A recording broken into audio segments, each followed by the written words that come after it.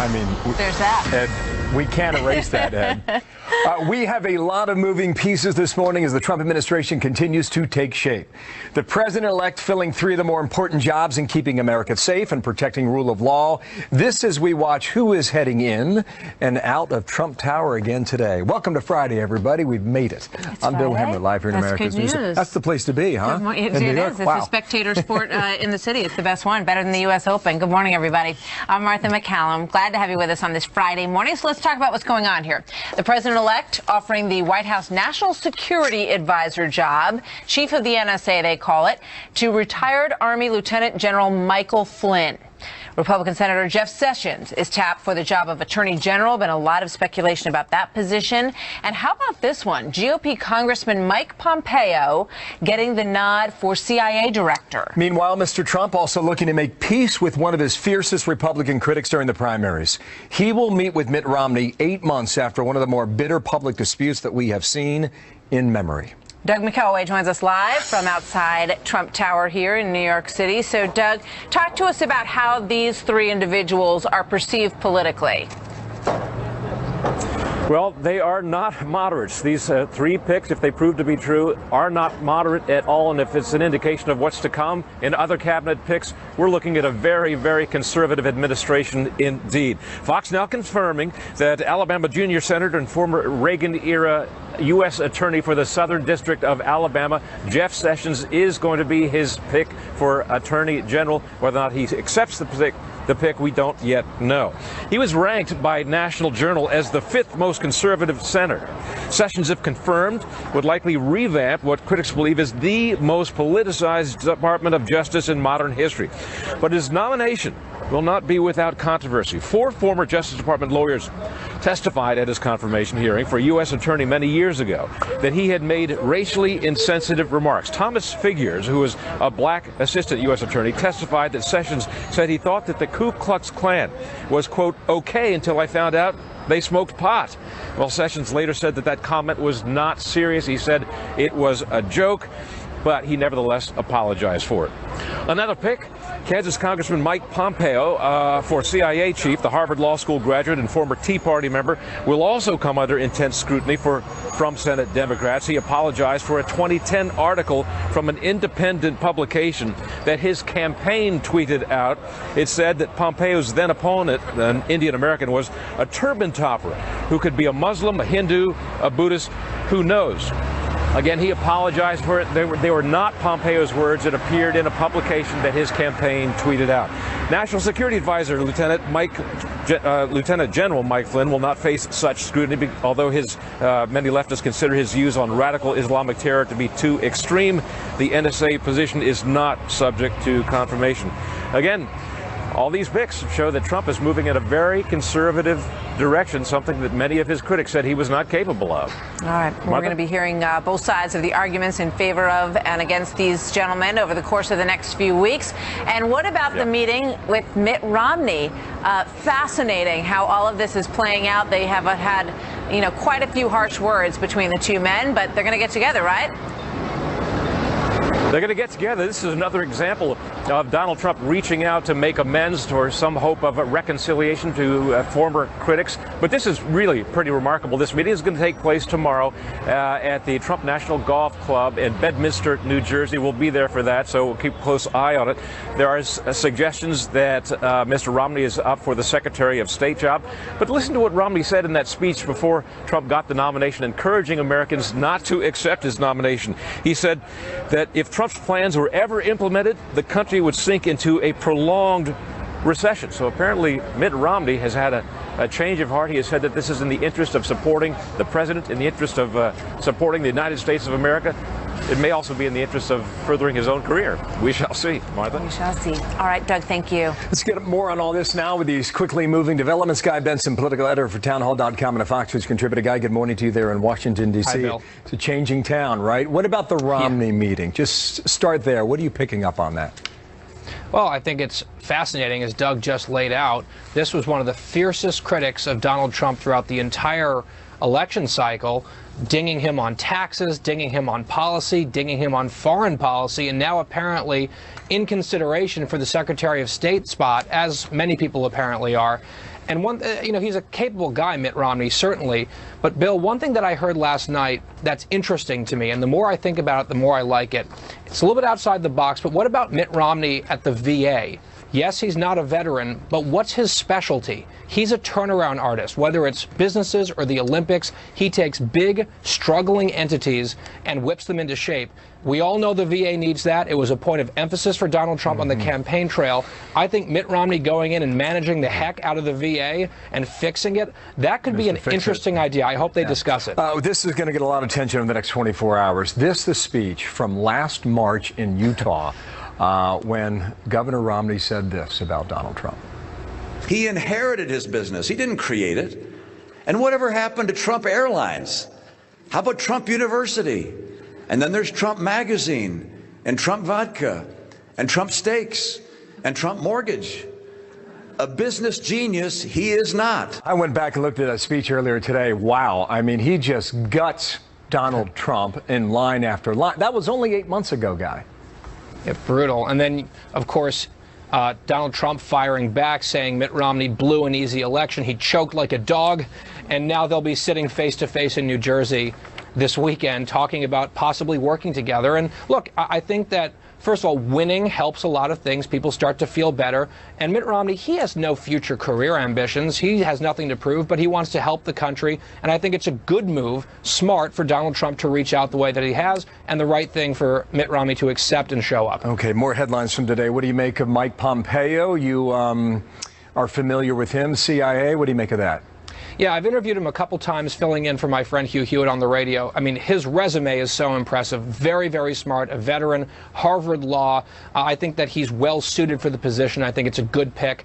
Doug talked about in that previous package some of the controversies. You can find controversies about anyone who's ever been in public life. Overall, I think Pompeo, sharp guy, good pick. Okay, Jeff Sessions. My sense is if he accepts the nomination, the mainstream media is going to make a big deal out of his pursuit of a federal judgeship back in 1986, a position that he later withdrew his name.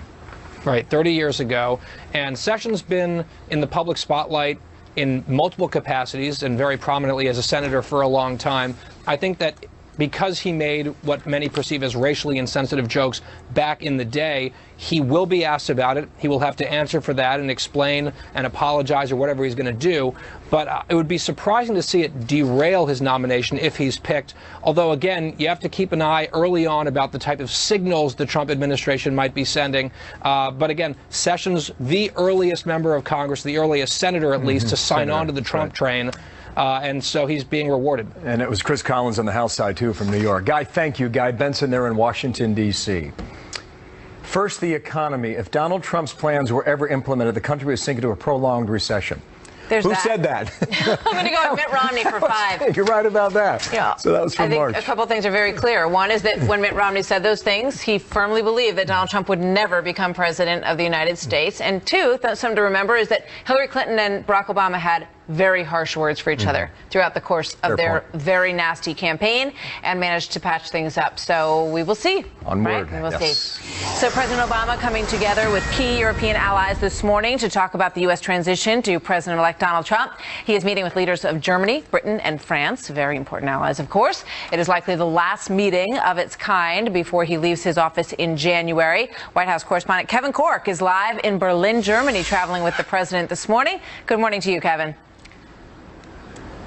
Hey, great to talk to you, Martha. You're right. Big difference between yesterday's meeting with Angela Merkel and the entire group of European leaders. Frankly, security dynamics is at focus because, yes, it's easy to talk about the economies of the U.S. and Germany, but let's face it, terrorism's not some abstract here. It's not on the doorstep. It's actually here, which makes that all the more important in the conversation today. And so the president meeting with those leaders, as you pointed out, working collectively, they say, on a transatlantic agenda to not only fight terrorism, but also to do what they can to stabilize the Middle East, North Africa, as well as looking for diplomatic solutions for the ongoing conflicts in Syria and Ukraine. The president also was interviewed by German public broadcaster ARD and Der Spiegel, and he told them why he thought President-elect Trump's message resonated in the campaign with so many people.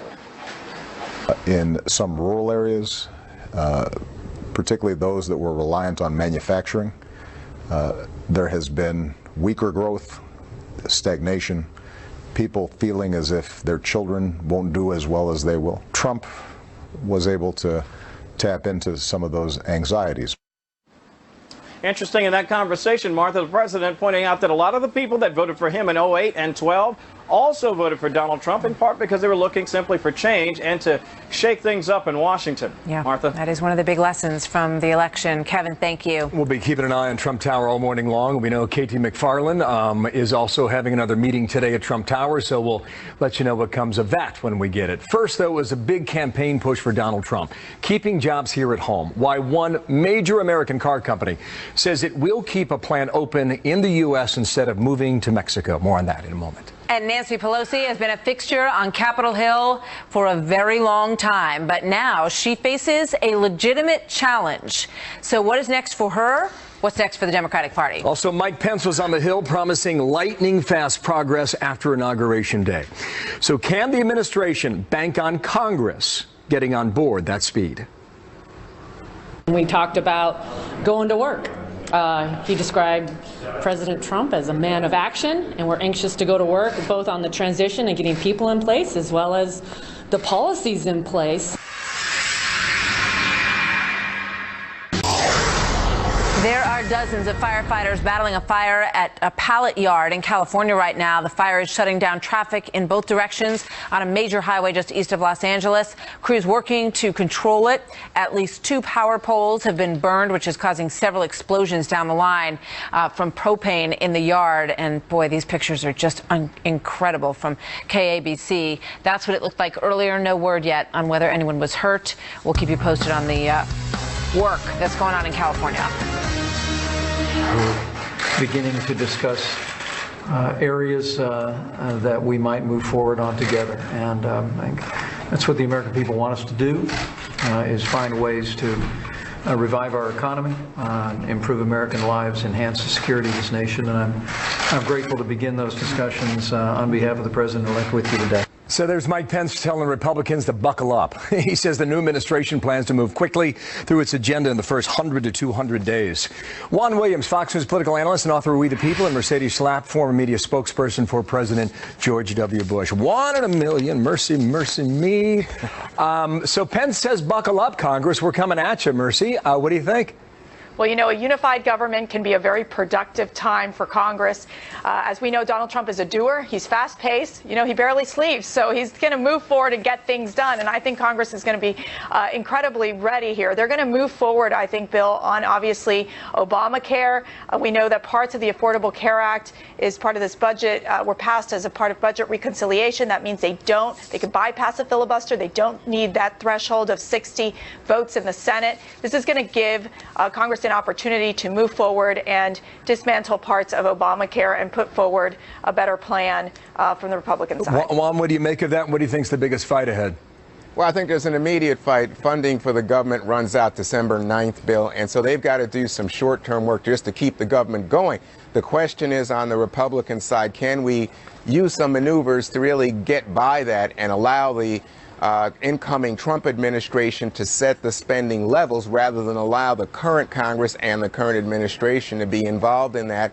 And they also want to include in that some provisions that would allow the incoming administration to quickly undo some Obama era regulations. Well, you know, for a lot of Democrats, that's a poison pill. And so you still have Democrats with sufficient numbers in the Senate to mount a filibuster, and I think you're going to see some short-term fireworks as a result. Okay, all right then. Paul Ryan said this will be the most productive Congress, Mercedes, in a long, long time. That's his quote, insisting that they'll move forward. But it's going to take time, and there could very well be speed bumps. It will, and those first 18 months are critical. And I have to tell you, one thing to look for are those vulnerable Democrats in red states that are up in 2018. You're going to see them in the Senate willing to work with the Donald Trump administration and with Republicans on issues like Obamacare, on issues like tax reform, and cutting back on regulations. And I think those are going to be the 2 first issues that Congress will tackle. And you're going to see what Donald Trump does. He keeps a checklist of just items that he wants to push through and ensure that we get these lists of accomplishments. And he has the opportunity to do that. The question is, how obstructionist will the Democrats be? I think they're going to be a bit limited, but they still have the opportunity to filibuster in some major quickly, legislation. I want to move to the headlines of the morning. Mercedes, what do you make of of the picks so far. Sessions, apparently. Mike Pompeo, you know him well. What should we understand about him as CIA I have to tell director? you, these are, there's strong conservative picks. And I have to say, I know Mike Pompeo, he is just incredibly impressive, brilliant, part of the House Intelligence Committee, has a very deep understanding of the serious issues that we're experiencing in the war on terror and terrorism in general and the fight against ISIS. And I think that he's just one of the brilliant picks that Donald Trump has made. You also have Mike Flynn in that mix. Juan, what do you think?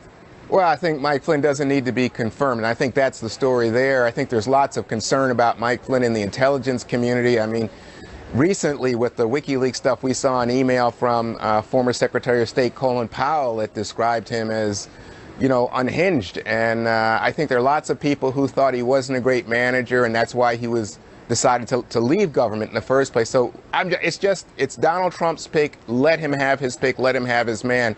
But he could not be confirmed, in my opinion. And then when it comes to Jeff Sessions, again, you're going to see a lot of controversy. And again, it comes back to race. It comes back to his history, his past, the fact that he didn't get that federal judgeship and then ended up, of course, on Senate Judiciary, now Attorney General. I think there are a lot of people who are just saying, well, I don't know about this. Well, but you know, ultimately, I think he gets approved. You do. He does. Okay. A lot of this transition phase deals with running down the trap doors to figure out what could be lying in the road before you. So thank you much to both of you. One in a million. Mercy me. Thanks. Have a great weekend. Okay? Thank you, Bill. You got it. Love your nicknames, don't you? I do. All right. So keeping jobs here in the United States, it's one of the big central focuses for Donald Trump. A big campaign promise, of course. So now he's taking credit for keeping a Ford plant here in the United States. Big news that broke last evening. We'll talk about it with Charles Payne. But first, does this moment ring a bell from the campaign trail? It's disgraceful. What's going to happen is Ford just announced they're doubling down. They're going to build much more in Mexico. We can't allow it to happen anymore. We're not going to allow it to happen anymore.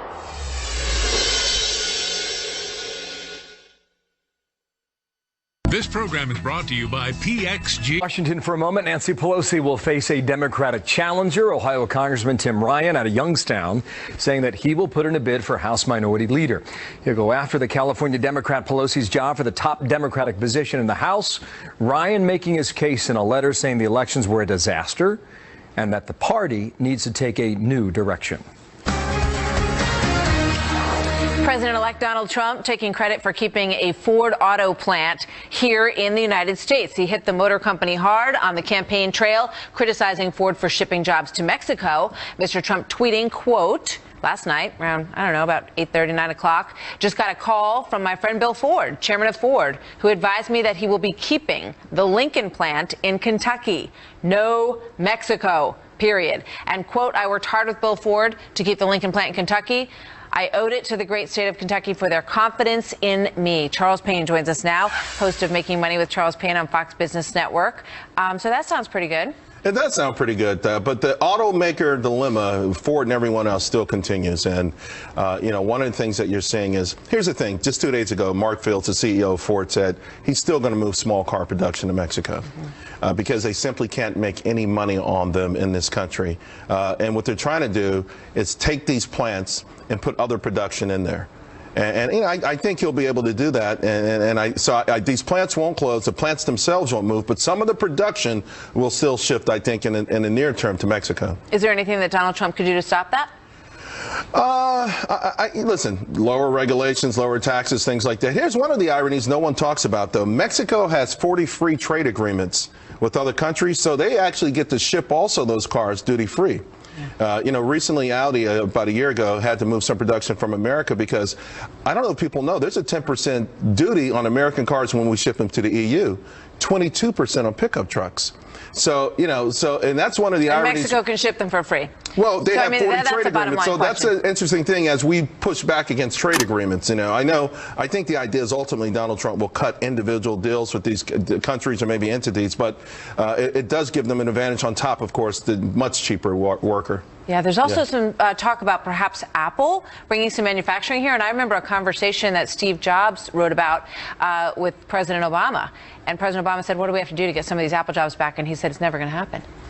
Well, here's the thing. You know, it's so funny how everyone keeps saying the market didn't see Trump winning. Yeah. In June, apparently, according to a report from a very reliable source out in Asia, in June, Apple told their major manufacturers of iPhone, mostly Foxconn, to find a way to perhaps make them in America. So really? Why would he do that in June? And they're working on it. They're trying to see if it's feasible, if there's some way. Obviously, it would be extraordinarily more expensive, but you offset that. There are obviously ways to also offset that kind of stuff. And so they're looking into it. There's no doubt that I think that corporate America has got the message. It's not the Donald Trump message. It's the message of the American voter. And I think that they're going to ship up. By the way, NAFTA in of itself, I've already predicted that we're going to get some major concessions on NAFTA almost immediately from Donald Trump. We've seen Canada blinking. He's going to meet with the president of Mexico before the inauguration. I'm not sure how it's going to impact autos, but I think immediately it helps our truckers. I think our truckers are going to get a huge boon for this, because what people don't realize is early last year, Martha, a final phase of NAFTA was put through where Mexican truckers could drive all the way through America with the stuffs. Before, they had to stop at the border, and an American truck driver would pick it up.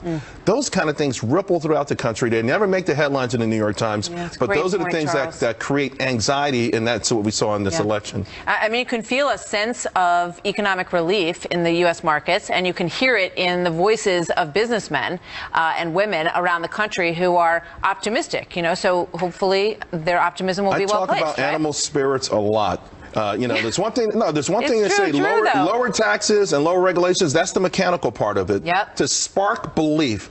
The guy at the parking garage is excited. He didn't vote for Donald Trump. My brother-in-law in the scrap metal business said business has gone nuts. There is something brewing in this country right now, and a lot of it has to do with November 8th. And Donald Trump could take that baton. I saw a scrap metal truck in New York the other day with a big spray-painted "Go Trump" on the back. Maybe it was your brother-in-law. It might have been. Thank you, Charles. Good to see you this morning. Instincts, Charles, what's that? The instincts were what? Animal spirits. It's all about animal spirits. It's in our DNA as Americans. We want to win. I got it. Right Truer on. words were never spoken. President-elect Trump now making some big decisions this week about who will serve in his cabinet. This is breaking news this morning. Will any of his former challengers from the primary season make the cut? One of those challengers, Governor Mike Huckabee, is here live in studio in a moment. Next. We watched the Trump Tower cam this morning, plus the Secret Service making a record-setting counterfeit bust. They rounded up $30 million in fake bills, folks. Where did they make them? You'll be curious to know. We'll be right back. 9:32 Friday morning here in New York City. If you're just joining us, this is the news of the hour right here. Mike Flynn has been nominated and accepted the position of National Security Advisor to the President-elect Donald Trump. Mike Pompeo, the Republican congressman out of Kansas, has accepted the nomination to be CIA director. Jeff Sessions, the Republican senator from Alabama, has accepted the nomination to be the next attorney generals. Number 2 and 3, Pompeo and Sessions will go through a confirmation process in Congress, so we'll stand by for more on that. Flynn does not need it as NSA confirmation through the Senate. In the meantime, we're watching Trump Tower, and we are told that Mr. Trump is going to make a move early this afternoon out to his golf course in New Jersey, Bedminster, New Jersey, 45 miles due west of Manhattan, so we'll wait to see when that happens.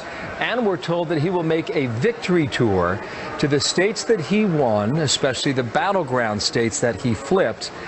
Details on those potential rallies and tour stops we don't have right now, but the Trump team's talking about it on the inside. So keep you updated on all that right now as we roll on with Martha here on a Friday. You can kind of guess which states might be high on the list as places that he would stop. Listen to the buzz in Trump Tower this morning as people come and go out of those elevators, kind of waving to the crowd. This is really the parade of potential members of the Trump administration. We have the understanding that this is a very efficient process, actually, and that they have landing teams that are going to be going to Washington shortly to get people organized in places like the Pentagon. Also on the economic front, the president-elect is making those decisions as we speak. So people are wondering which of the former Republican primary opponents. Remember all of these folks that were up on that stage? A lot of them scrapping at each other throughout the process of all of this. looks like several of them could potentially wind up in the Trump administration, and some appear to have been jettisoned. So former Arkansas Governor Mike Huckabee was, of course, one of those candidates. He will be meeting with the president-elect today at Trump Tower, and he joins me now. Governor, always good to have you with us. Well, good thank morning you, Martha. to you. Good morning. You know, you look at some of those faces up on that screen, many of whom have reached out to the administration. You were an early person to be supportive of Donald Trump. Is there a future in the administration for you? Well, you know, that's for Donald Trump to decide. And, you know, I always say this, that those who know don't talk, and those who talk don't know. The number one thing that a person Let's has to give... underline that, shall we? Well, you know, it's true. And people It's who, so who true. rattle on about I all know. that they know about the inside, they don't Yeah. know what they're talking about. People who actually know something know to keep their mouths shut. Right. Because, first of all, there's a loyalty that you owe to whoever it is that is making these decisions. And secondly, leaking out information is the game of amateurs.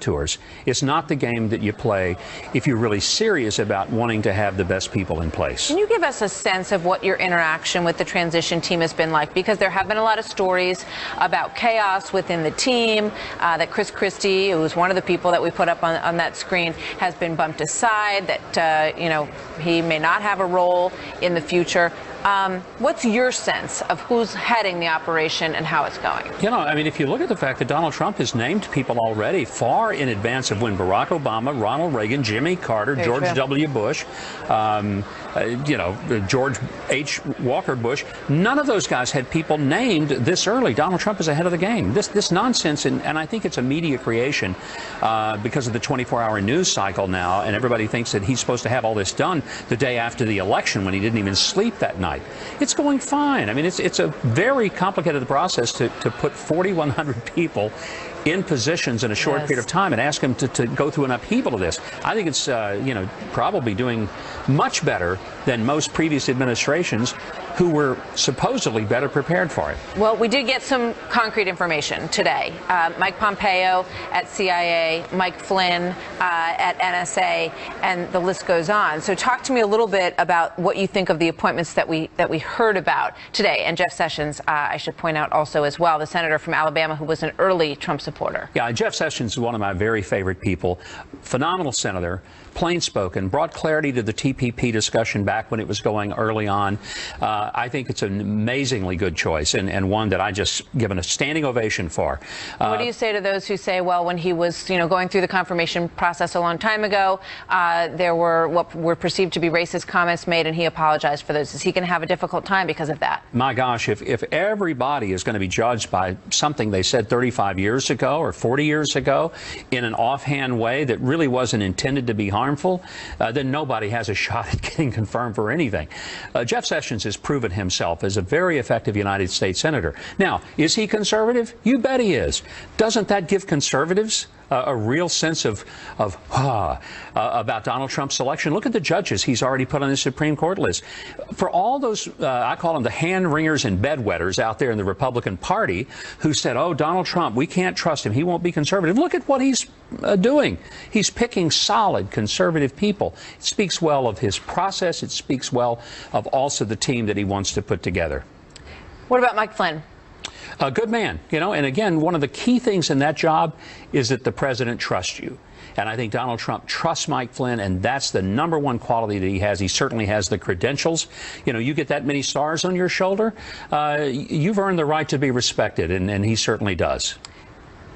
Mitt Romney is going to meet with him tomorrow, is what we're told, with the president-elect. I mean, it's just, we played some of what Mitt Romney said in that speech. I mean, Mitt Romney really went out on a limb on that speech, and he pretty much trashed the entire career of Donald Trump, and yet he's someone who has a lot of respect in this country, Mitt Romney. Can these guys put it together? If Donald Trump thinks he can, then that's his decision to make. I think it's very difficult, given the level of rhetoric. You know, is there a role for Mitt? I don't know. I'm not sure. But look, the number one quality that you bring to any administration in any endeavor is loyalty. And it's a sense of understanding a respect, a healthy, genuine, loyal respect for the person who put you in the job.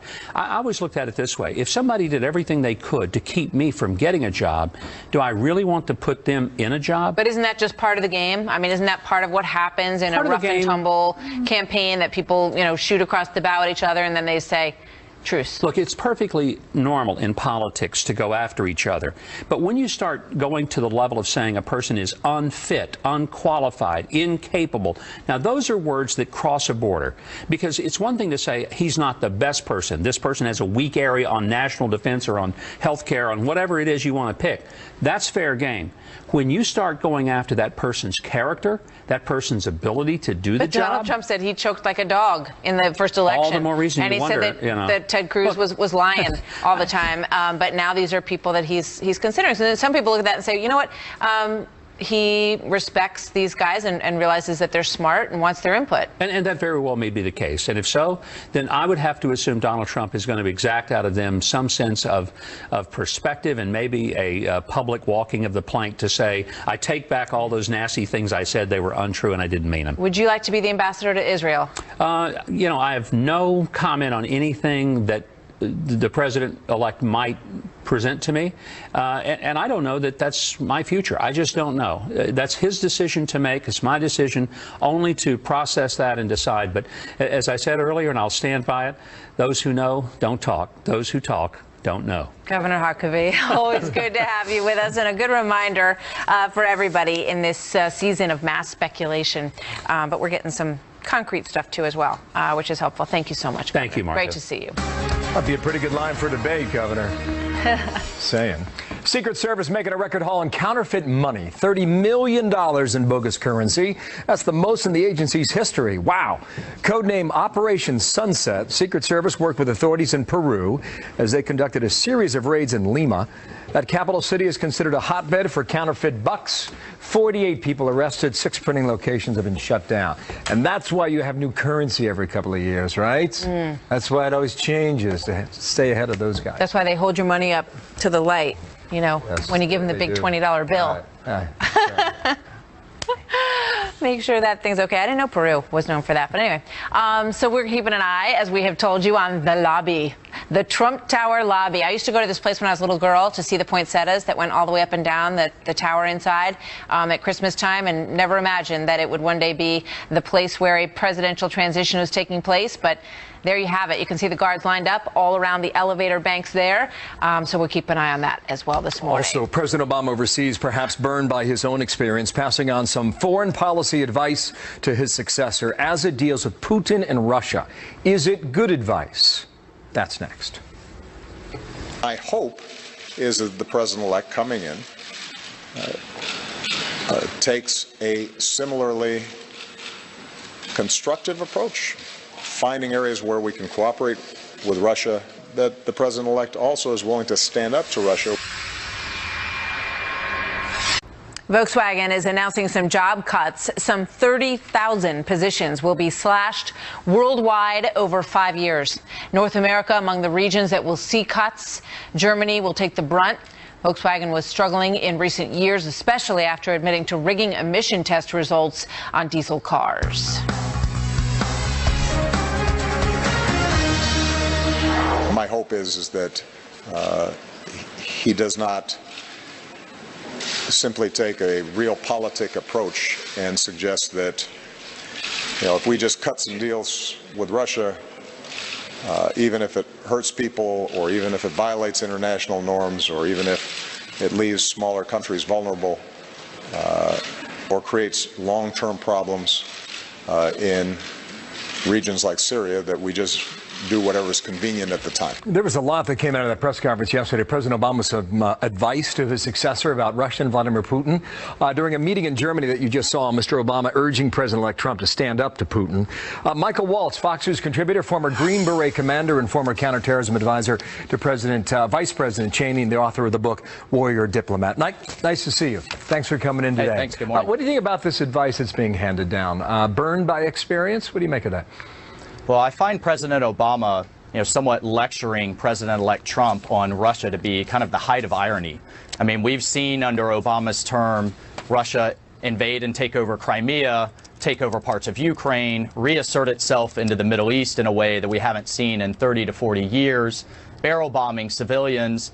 And just a few months ago, Obama proposed to Putin a deal in which American military officers and Russian military officers would share our most sensitive intelligence to target some of these groups. And it was a deal that the Pentagon vehemently opposed. So while I certainly have some concern about the Russians and think we should approach it with a very kind of cautious eye, I just find it coming from President Obama to be It's a remarkable thing to see under the geopolitical